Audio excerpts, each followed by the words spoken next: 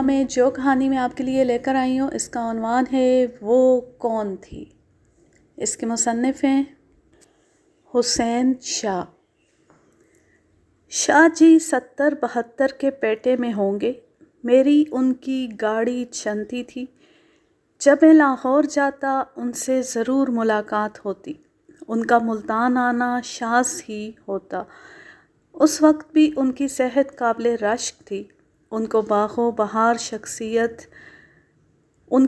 بہار شخصیت دیکھ کر اندازہ ہوتا تھا کہ جوانی میں کیسے ہوں گے۔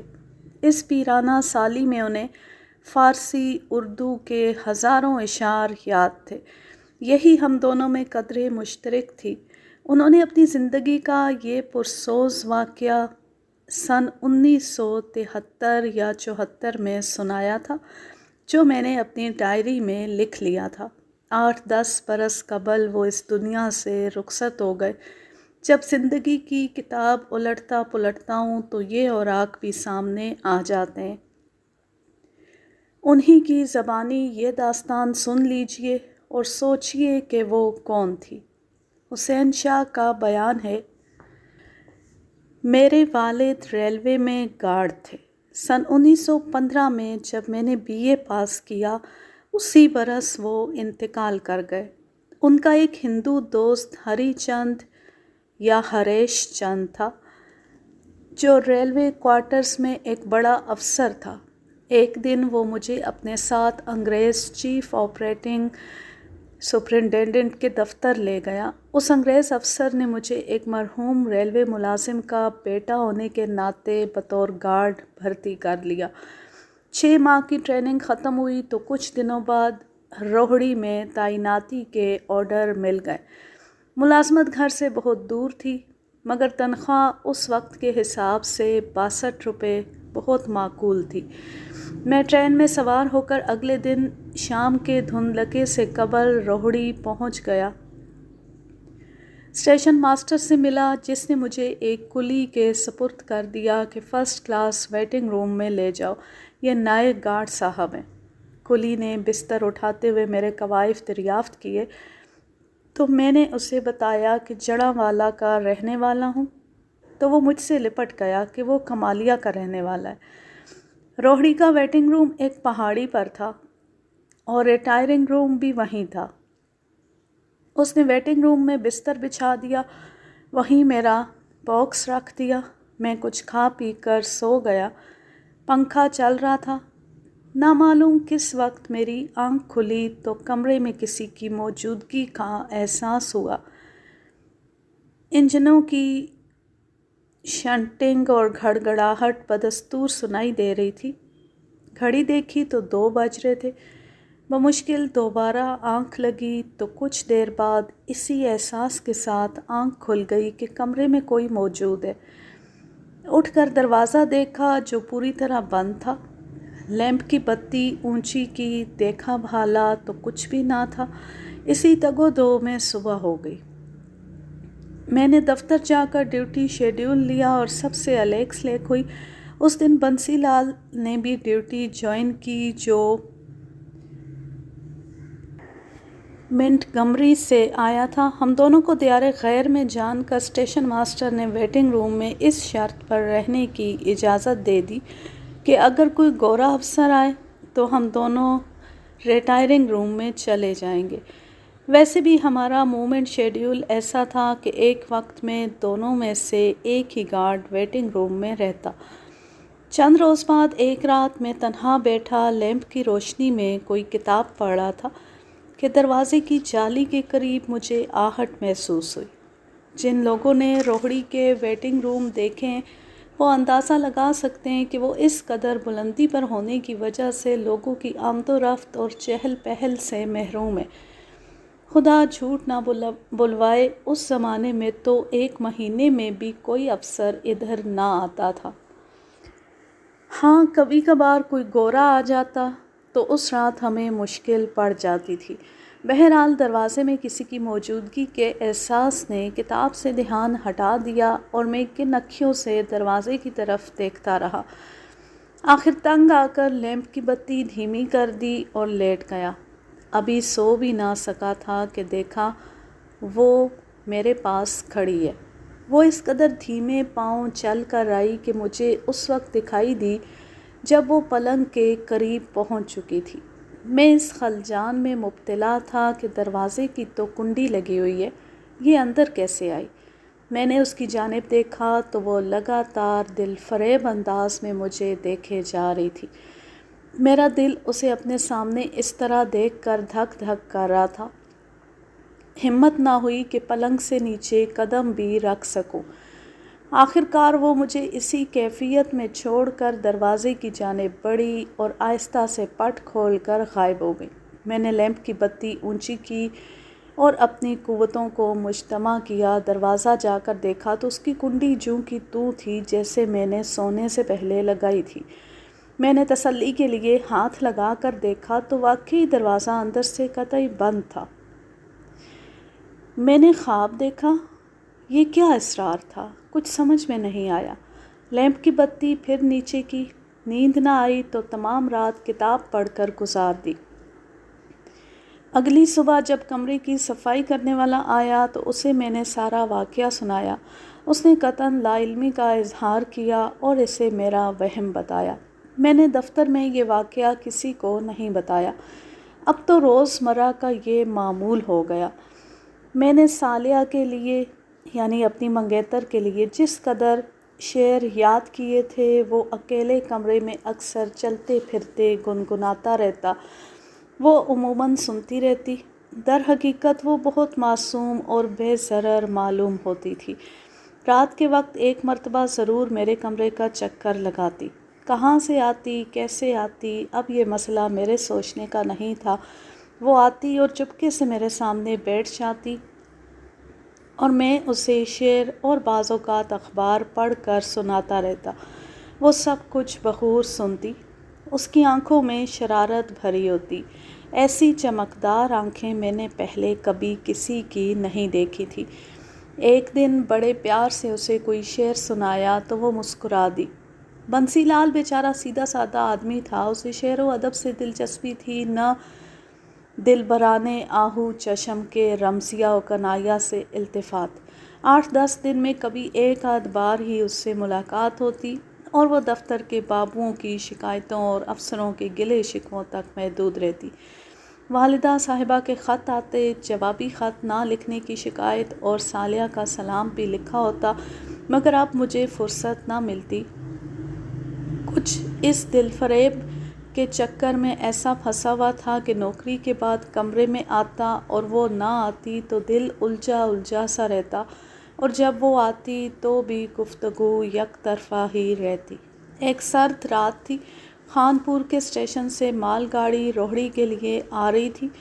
میں گارڈ کے ڈبے میں لیمپ کی دھندلی روشنی میں جلدی جلدی رجسٹروں کی تکمیل میں مصروف تھا۔ بس چند لمحوں میں روہڑی کا اسٹیشن آیا ہی جاتا تھا۔ انجن کے یکا یک بریک لگنے کا احساس ہوا۔ میں نے کیبن سے جھانک کر دیکھا کہ گاڑی گھسٹتی ہوئی آؤٹر سگنل کے باہر رک گئی۔ خاصی دیر سگنل نہ ہوا تو باہر جا کر جائزہ لیا مگر وجہ معلوم نہ ہو سکی۔ پھر گاڑی کھسکی تو میں کیبن میں واپس آ گیا۔ دیکھا تو لکڑی کے سرکاری صندوق کے اوپر وہ بیٹھی ہوئی تھی۔ دل دھک سے رہ گیا۔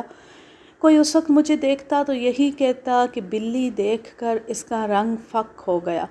باخدا وہ بلی تھی، سفید سفید لمبے لمبے بالوں اور گہری نشیلی آنکھوں والی۔ میں نے جیسے ہی جانو کہا تو وہ مسکرا دی جیسے کہہ رہی ہو کہ اکیلے اکیلے سیر کرتے پھرتے ہو۔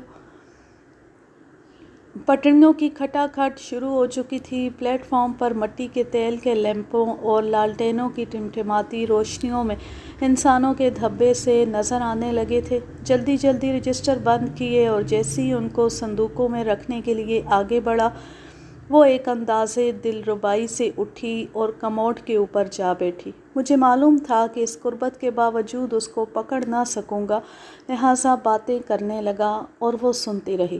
پلیٹ فارم پر گاڑی رکتی وہ اتر کر باہر نکل گئی۔ میری نظریں لالٹینوں اور لیمپوں کے ملگجے اجالوں میں اس کا تعاقب کرتی رہ گئی۔ 5ویں دن پھر خانپور سے آتے ہوئے بالکل وہی واقعہ پیش آیا۔ سگنل کے باہر گاڑی رکی، وہ دبے پاؤں چلتی ہوئی میرے کیبن میں آ گئی اور بے تکلفی سے صندوق پر بیٹھ گئی۔ حسب معمول میں رجسٹروں پر جھکا ہوا کام کر رہا تھا۔ نظریں اٹھا کر جو دیکھا تو دیکھتا ہی رہ گیا۔ ایک نہایت حسین و جمیل دوشیزہ، دراز قد، سفید ساڑی، کھلے بال، تیکھے نقوش، بیٹھی مسکرا رہی تھی۔ میں نے اسے دیکھتے ہی کوئی شعر پڑھا جو اب یاد نہیں۔ اس پر اس نے ایک نکرائی کہکا لگایا، دل فریب انداز سے اٹھی اور دروازے تک پہنچ گئی۔ میں نے خود کو بمشکل سنبھالا، قریب تھا کہ اس کو پکڑ لوں، مگر گاڑی یارڈ میں داخل ہو چکی تھی۔ وہ چلتی گاڑی سے اتر چکی تھی۔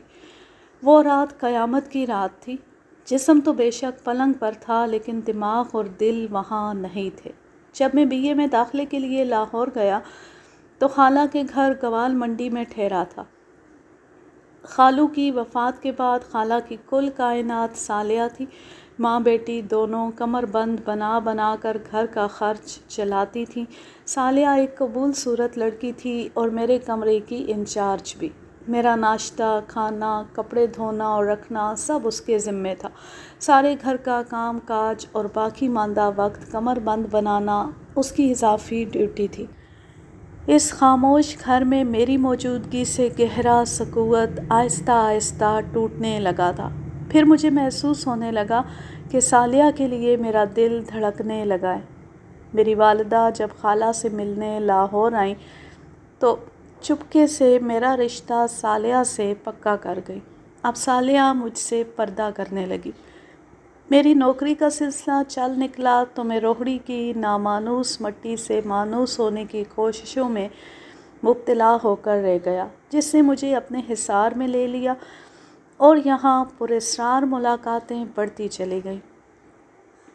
مگر ایک دن والدہ کے خط نے مجھے جھنجھوڑ کے رکھ دیا۔ یہ خط مجھے اسٹیشن ماسٹر کے توسط سے ملا تو معلوم ہوا کہ وہ برابر خط لکھتی رہیں جو مجھے نہ ملتے تھے، لہٰذا تنگ آ کر وہ خط اسٹیشن ماسٹر کی معرفت تحریر کیا گیا۔ اس میں لکھا تھا کہ 12 فروری کو تمہاری شادی صالحہ سے ہو رہی ہے اور چند روز کی چھٹیاں لے کر آ جاؤ۔ یہ جنوری کے آخری دن تھے۔ حسب الحکم اگلے دن چھٹی کی درخواست بھجوا دی اور ڈیوٹی پر چلا گیا۔ رات کے وقت جب کمرے میں واپس آیا تو ایک مخصوص مہک اس کے آنے کا احساس دلا رہی تھی۔ پھر آہستگی سے دروازہ کھلا اور سرد ہوا کا ایک جھونکا اندر آیا۔ دروازے کے قریب کاغذ کا ایک ٹکڑا نظر آیا جو مجھے یقین تھا کہ میرے داخل ہوتے وقت وہاں نہیں تھا۔ جلدی سے اٹھا کر لیمپ کی روشنی میں پڑھا۔ عبارت کچھ اس قسم کی تھی: مجھے سب معلوم ہے، تم شادی ہرگز نہ کرنا ورنہ پریشان رہو گے، تم یہاں سے مت جانا، وغیرہ وغیرہ۔ 3 دن اسی تردد میں گزر گئے۔ بنسی لال کو میں نے سب باتیں بتا کر مشورہ مانگا تو اس نے یہی کہا کہ یہ سب وہم ہے، تم شادی کر لو اور بھاوج کو جب لاؤ تو سکھر میں کوئی مکان لے لینا اور آرام سے رہنا، یہ کمرہ چھوڑ دینا تاکہ وہ نظر نہ آئے۔ فروری کے شروع میں جڑاں والا پہنچا، پھر لاہور آیا اور شادی ہو گئی۔ 15-20 دن آرام سے رہا۔ اسی اثناء میں بنسی لال کا خط آیا کہ اس نے 2 روپے ماہوار پر ایک مکان کرائے پر لے لیا ہے جو سکھر اسٹیشن کے قریب ہے۔ جب تم آؤ گے میں روہڑی اسٹیشن پر ملوں گا۔ صالحہ کو لے کر میں روہڑی پہنچا تو بنسی لال حسب وعدہ مل گیا اور سکھر میرے ساتھ گیا۔ یہ ایک کمرے کا مکان تھا۔ اس نے صفائی کرا دی۔ میرا باکس، بستر، 2 چارپائیاں اور ضروری سامان لے کر اس نے ڈال دیا تھا۔ میں اور صالحہ ہنسی خوشی رہنے لگے۔ کچھ دنوں کے بعد ایک عجیب واقعہ پیش آیا۔ میں 2 روز کی ڈیوٹی سے واپس آیا تو بہت دیر تک دروازہ کھٹکھٹانے کے بعد صالحہ نے دروازہ کھولا۔ وہ بخار سے تپ رہی تھی اور چادر میں لپٹی ہوئی تھی۔ اس سے بولا بھی نہیں جا رہا تھا۔ بہت تسلی دلاسے کے بعد اس نے بتایا کہ گزشتہ شب گزشتہ صبح جب وہ بیت الخلاء سے واپس آئی تو اس کے کمبل پر ایک سفید بلی بیٹھی تھی جو اسے گھور گھور کر دیکھتی رہی۔ صالحہ طبعاً بہادر تھی، اس کو مارنے کے لیے جو بڑھی تو بلی نے اس پر حملہ کر دیا، تمام قمیض پھاڑ دی، بلی نے اس کو بے حال کر دیا۔ قسمت سے دودھ والی آ گئی، اس نے بلی کو بھگایا ورنہ معلوم نہیں کیا ہو جاتا۔ میرا ماتھا تو پہلے ہی ٹھنکا تھا مگر میرے پاس سوائے اسے تسلی دینے کے کچھ نہ تھا۔ ڈسپنسری سے مرہم پٹی کرا دی اور دوائی لا دی، 2-3 دن میں وہ ٹھیک ہو گئی۔ اب جب میں ڈیوٹی پر جاتا تو وہ پڑوسن کی لڑکی کو بلا کر اپنے ساتھ رکھنے لگی۔ ایک رات جب میں گھر آیا تو صالحہ پر پھر دورہ پڑا ہوا تھا، اس کی حالت بہت خراب تھی، سر کے بال کھلے تھے۔ پڑوسن کی لڑکی اپنی ماں کو بلا لائی تھی، مجھے دیکھ کر پڑوسن سچ مچ رو پڑی اور بولی، بھائی 2 روز سے صالحہ کا یہی حال ہے، کچھ کھایا نہ پیا، روئے جاتی ہے۔ میں نے ان کو تو رخصت کر دیا اور صالحہ کی دلجوئی کرنے لگا، پھر اسے دودھ وغیرہ پلا کر سلا دیا۔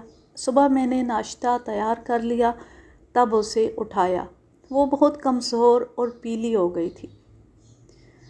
بہرحال اس کی کچھ طبیعت سنبھلی تو اس نے بتایا کہ پرسوں آپ کے جانے کے بعد بلی پھر آئی تھی۔ اس کے دیکھتے ہی دیکھتے وہ سائز میں کتے کے برابر ہو گئی، پھر اس بلی کی آنکھیں کبوتر کے انڈے کے برابر ہو گئی۔ خوش قسمتی سے اسی دن خالہ لاہور سے آ گئی، میری جان میں جان آئی۔ میں صالحہ کو ساتھ لے کر ریلوے کے ہسپتال گیا اور دوائی لے کر دی۔ اس طرح خالہ کی موجودگی میں اسے آرام کرنے کا موقع بھی مل گیا، لیکن اس کی قوت گویائی ختم ہو چکی تھی۔ اب میں تھا اور ڈاکٹروں حکیموں کے چکر۔ سکھر میں مشہور ڈاکٹر کھنہ سے علاج کرایا اور حکیموں کا معالجہ بھی مگر بے سود۔ صالحہ سوکھتی چلی گئی اور پھر چلنے پھرنے سے اس قدر معذور ہوئی کہ بمشکل اسے حوائج ضروریہ کے لیے لے جایا جاتا۔ میں خود کو اس کا مجرم سمجھنے لگا تھا۔ 3 مہینے اس مکان میں اسی طرح گزر گئے۔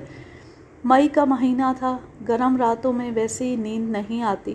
صحن میں صالحہ اور خالہ کے پلنگ تھے۔ اس دن بنسی لال بھی آ گیا۔ ہم دونوں نے چارپائیاں دروازے کے باہر سڑک کے کنارے ڈال لیں۔ معلوم نہیں کس وقت آنکھ کھلی کہ خالہ کی آواز نے چونکا دیا۔ اندر گیا تو معلوم ہوا کہ صالحہ چارپائی پر نہیں۔ کمرے میں دیکھا دروازہ کھلا تھا جو خالہ نے اندر سے بند کر رکھا تھا۔ میں دروازے کی طرف بھاگا، مکان کے سامنے دور دور تک کچھ بھی نہ تھا۔ پچھلی جانب ریل کی پٹڑیاں تھیں۔ میرے ساتھ بنسی لال بھی تیز تیز چل رہا تھا۔ چاندنی رات میں پٹڑی چمک رہی تھی۔ تھوڑی دور مجھے کچھ پڑا نظر آیا، کیا دیکھتا ہوں کہ صالحہ کا مردہ جسم پڑا ہے۔ گھر اٹھا کر لایا، دیکھا تو جسم جگہ جگہ سے نوچا ہوا تھا، جیسے کسی درندے نے اسے نوچ ڈالا۔ بنسی لال نے میرے کندھے پر ہاتھ رکھ کر حوصلہ دیا، جیسے وہ سب کچھ سمجھ گیا۔ خالہ بے حال ہو گئیں۔ قصہ کو تھا وہ سب سامان چھوڑ کر روہڑی سے لاہور چلا آیا، صالحہ کو سکھر کی مٹی میں دفنا دیا، نوکری سے استعفیٰ دے دیا، مدت بعد دوسری شادی کر لی، اب پوتے پوتیاں ہیں۔ جب کبھی یہ واقعات یاد آ جاتے ہیں تو دل بیٹھ جاتا ہے اور سوچتا ہوں کہ وہ کون تھی۔ یہ کہانی اپنے اختتام کو پہنچی۔ آخر میں اپنے تاثرات تھوڑے سے بیان کرنا چاہوں گی۔ مجھے حیرت ہے کہ یہ شاہ صاحب سارا وقت یہی سوچتے رہے کہ وہ کون تھی۔ کسی کو بھی سمجھ آ سکتی ہے کہ وہ کوئی انسان نہیں تھی، وہ کوئی اور مخلوق تھی، اور انہیں شروع میں ہی کوئی دم درود کوئی کسی عامل سے ملنا چاہیے تھا، کوئی وظیفہ پڑھتے، کچھ کرتے۔ یہ خود اپنی بیوی کے قاتل ہیں۔ مجھے سخت غصہ آ رہا ہے ان حضرت پر۔ اب میں لیتی ہوں آپ سے اجازت۔ جہاں رہیں خوش رہیں، شاد و آباد رہیں، ہنستے مسکراتے رہیں۔ اللہ حافظ، اللہ نگہبان۔